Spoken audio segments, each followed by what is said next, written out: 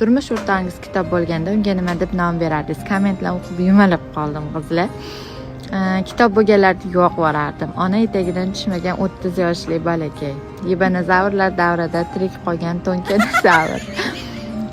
O'siroqlar hukmdori. Kredit olishning 1001 usuli. O'zbek xalq so'kinishlar audio kitobi. Bevalarni qutqaruvchi yoxud kuydirgi. Eri yo'q ayollarga yordam beruvchi jahongashta retsept. Ichida yaxshilarim bor ekan, duolarimning ijobati.